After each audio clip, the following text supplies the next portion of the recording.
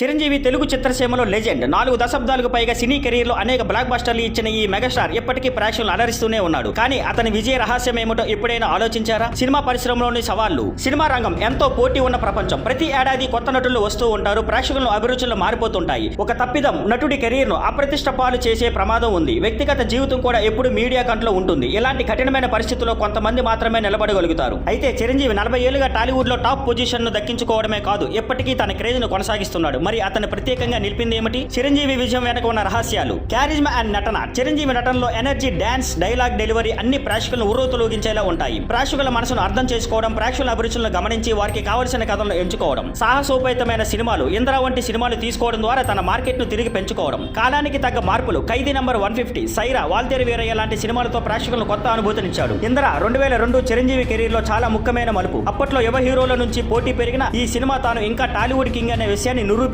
ఆ తర్వాత ఠాగూర్, శంకర్ దాదా, జిందాబాద్, ఖైదీ నంబర్ 150 వంటి సినిమాలతో సూపర్ హిట్లు అందుకున్నాడు. మెగాస్టార్ విజయ రహస్యం ఏమిటి? అభిమానుల మనసును చదవగలడం, కొత్త ప్రయోగాలు చేయడంలో వెనుకాడకపోవడం, కాలానికి అనుగుణంగా మార్పులు చేసుకోవడం, బలమైన కథతో మంచి చిత్రాలను ఎంచుకోవడం. చిరంజీవి సినీ ప్రయాణం ఇన్నోవేషన్, అడాప్టేషన్, రిస్క్ టేకింగ్ కి ఓ గొప్ప ఉదాహరణ. మీకు చిరంజీవి సినిమా అంటే ఏది బాగా నచ్చింది? కామెంట్స్ లో చెప్పండి. ఇంకా ఎలాంటి టాపిక్స్ కావాలో కూడా సూచించండి. Thank you for watching. Please like, share and subscribe.